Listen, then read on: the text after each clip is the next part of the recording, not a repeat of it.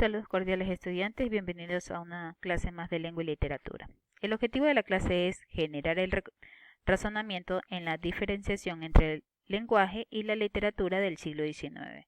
Muy bien, vamos a continuar con el tema de los argumentos. Ayer veíamos lo que eran los argumentos y los contraargumentos. Hoy vamos a ver los tipos de argumentos que hay, pero para ello recordar a qué se denomina argumento. Un argumento es un razonamiento que se emplea para demostrar o probar lo que se dice o afirma es cierto, o para convencer al otro de algo o aseveramos o negamos. La palabra como tal proviene del latín argumentum. Dentro de los tipos de argumentos tenemos el de autoridad, el inductivo, deductivo y lógico. Dentro del argumento de autoridad tenemos que se denomina aquel que respalda sus razonamientos con el prestigio o el crédito de otra persona considerada una autoridad en la materia. Entonces, en este caso, cuando hablamos del argumento de autoridad, netamente nos lo indica. ¿De qué tenemos que tratar? Si vamos a citar a alguien, vamos a argumentar y sustentar nuestro trabajo de investigación, podemos utilizar entonces un argumento de autoridad. ¿Y qué es un argumento de autoridad? Aquella persona que puede argumentar de una manera más profunda lo que nosotros estamos empleando en el trabajo investigativo. Entonces, esta persona daría un fundamento, respaldaría las razones por las cuales usted está realizando ese tipo de investigación.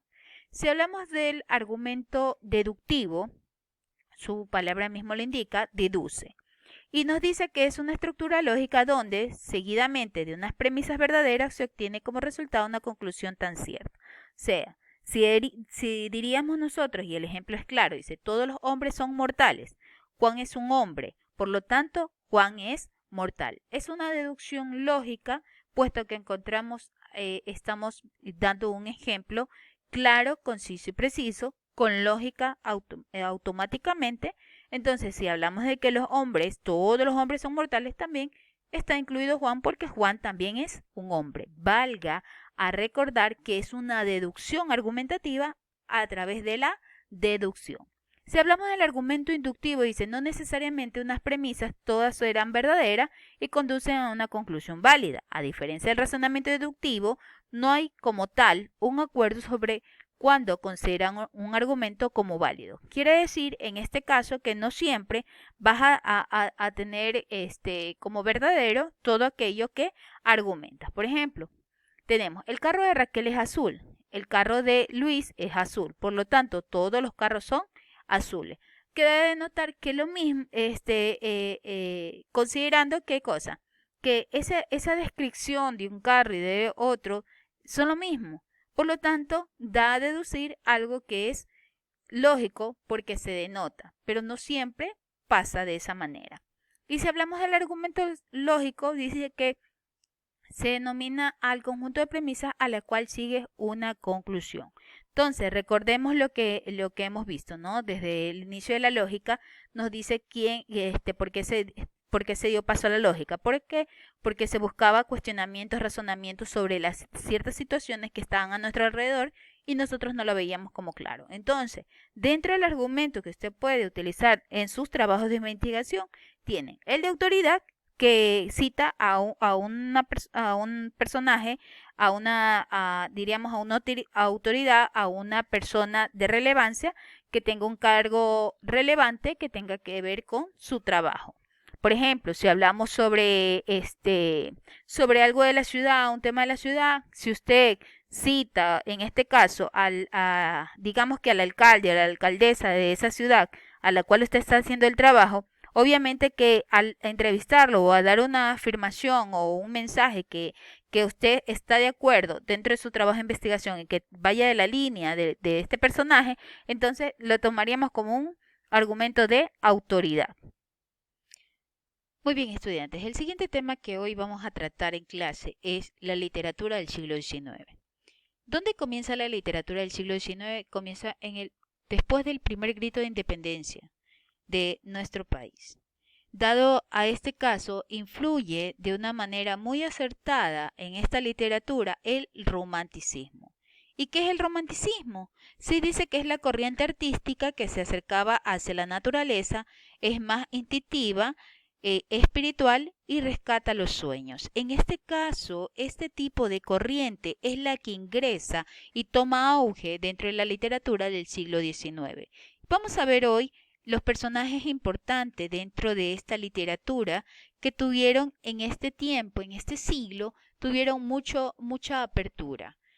Y cada uno de ellos es importante recordarles que ustedes van a hacer un trabajo a final de la clase, les voy a indicar.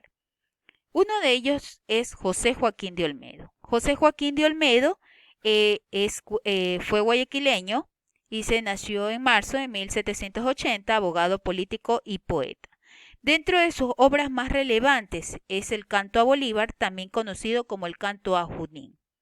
Tenemos a Dolores Ventimilla de Galindo, poetisa de Quito, nació en 1830 y la obra más relevante de Dolores Ventimilla de Galindo fue Quejas.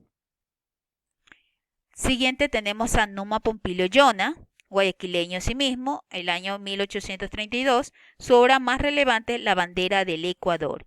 Y Julio Sandulvide, que es Guayaquil, 1832, y su obra más relevante fue A mi corazón. Estos 4 personajes son los que inician el auge dentro de la literatura del siglo XIX. Cada uno de ellos, tres guayaquileños y una quiteña, hacen el cambio y ellos están dentro del perfil del romanticismo. Se dice que a pesar de que José Joaquín de Olmedo, siendo un político, también fue un gran poeta, que por ello él crea su obra Canto a Bolívar y también conocido como el Canto a Junín. Se dice que Dolores Ventimilla de Galindo era una mujer que tuvo mucho sentimiento, muchas situaciones de querer dar a conocer a la mujer como poeta, no quedarse relegada a un segundo plano, a su familia. En ella nace el incentivo de cambiar este papel de la mujer y por ende ella crea y trata de dar auge al liberalismo que necesitaba no solo la mujer, sino el pueblo esclavista. Dándose el caso de que dentro de uno de sus poemas se sitúa situaciones muy fuertes de la cual ella se siente culpable. Ella tuvo 2 grandes problemáticas que ustedes van a investigar y en la cual por ello ella termina realizando algo muy fuerte dentro de su ser. Por ello, Dolores Ventimilla de Galindo es la más apegada a lo que es el romanticismo de la literatura del siglo XIX. Además, entonces, tratando ya otro tema, tenemos lo que es el lenguaje. ¿Cuántas veces hemos hablado de un lenguaje denotativo? Nos dice que el lenguaje denotativo es la forma de expresión y se utiliza para dejar las cosas tal y como son o se presentan. No es literario ni emotivo. Según el lenguaje, es una comunicación objetiva y clara. Entonces, diríamos que dentro de un lenguaje denotativo tendríamos como características su transmisión de información, la importancia del significado y mantiene un lenguaje objetivo. Y si hablamos del lenguaje connotativo, es el que se emplea de forma figurada o simbólica. De esta forma no comunica únicamente una información, sino que también aporta sentimientos y sensaciones. Entonces, para quedarnos claros, hablaríamos de que el denotativo es directo, es claro, es objetivo. Y el connotativo forma adentra lo simbólico, el sentido figurado, y hablamos de los sentimientos y las sensaciones que presenta. Y dentro de sus características dice, depende de un contexto, su función emotiva del lenguaje, el uso no oficial, el carácter personal y abundantes en la literatura. El lenguaje connotativo es muy abundante en la literatura. Entonces, si nosotros hacemos una diferenciación entre los 2 tipos de lenguaje, diríamos, por ejemplo, en el denotativo, el cielo está despejado. Podemos dar a conocer lo que se está presentando en este momento dentro del cielo, ¿no? Y si hablamos de una manera connotativa, va a utilizar una forma figurada y utilizaría ciertos aspectos, como diría lo más maravilloso que ha sido creado por Dios, es su inmenso cielo, que nos permite visualizar la majestuosidad de nuestros colores. Entonces, estamos implementando lo mismo, pero lo estamos dando a conocer de una manera distinta, lo estamos figurando, lo estamos simbolizando. Muy bien, y dentro de lo que son las funciones del lenguaje, nos dice que el padre de las funciones del lenguaje es Roman, es un lingüista y teórico literario ruso. Él trae una estructura de la función del lenguaje de la siguiente manera. Nos dice que dentro del mensaje obtiene una función emotiva. Esta función emotiva es la función centrada en el emisor, quien pone de manifiesto las emociones, los sentimientos, los estados de ánimo, etc. Entonces, si hablamos de la función emotiva, estamos hablando de los sentimientos. Y si hablamos de la función connotativa, el hablante pretende que el oyente actúe en conformidad con lo solicitado a través de órdenes, ruegos, preguntas. Y si hablamos de la función referencial, dice es la función que se centra en el contenido o contexto entendido. En este último, el sentimiento es referente y no de situación.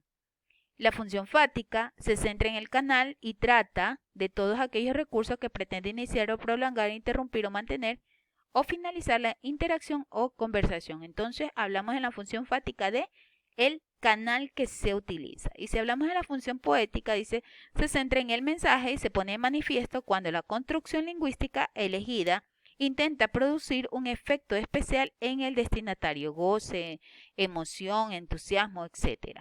Y si hablamos de la metalingüística, es el código que hace referencia a sí mismo, ¿no? El metalenguaje, el lenguaje con el cual se habla en este lenguaje. Entonces, el cuadro quedaría de esta manera. Hablamos que el mensaje está en el centro, hablamos del contexto con la función fática y la función referencial, hablamos del emisor por medio de la función emotiva, hablamos de un código que se encuentra en la función poética y también la función metalingüística. Y si hablamos del receptor, en este caso hablamos de la función connotativa. Entonces, con este de aquí, que les quede claro, chicos, esta es la manera en cómo Roman ve la función del lenguaje según su criterio.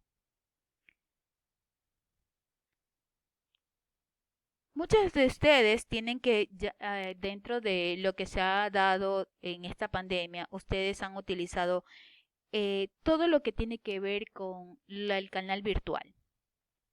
Sean noticias, reportajes, las situaciones que estábamos viviendo, redes sociales, etcétera, etcétera, qué sé yo. Hay muchos factores, ¿no? Dentro de estos factores también se utiliza lo que fue el periódico digital. Hoy en día es una manera más viable y muchas veces se encuentran los periódicos digitales dentro de lo que es el Facebook. Usted encuentra, igual que usted tiene un periódico impreso, usted va a encontrar todo lo que ubica en esa misma imagen, esa misma diagramación, ese mismo formato, usted lo encuentra de manera digital. La diferencia es que acá le permite, a través del formato que se presenta, usted visualizar, más no ya tener algo impreso en sus manos, ¿no? Y le llega de manera directa. Y entonces diríamos que podemos verlo en cualquier dispositivo, sea una tablet, un celular, una computadora. Se dice que el periódico digital es un medio de comunicación cuya principal plataforma es el Internet y que a través se usa el mismo para transmitir las informaciones con mucha mayor rapidez. Y a esta mayor rapidez se le denomina inmediatez informática. Permite que el hecho noticioso e inmediatamente la información de este esté llegando y circulando entre los usuarios. O sea, esa inmediatez lo hace que sea rápido, al instante, a segundos que esté. Esa es la diferencia entre un periódico, una de las diferencias más proyectadas entre un periódico digital y un periódico impreso. Tenemos dentro de la estructura del periódico digital lo más elemental.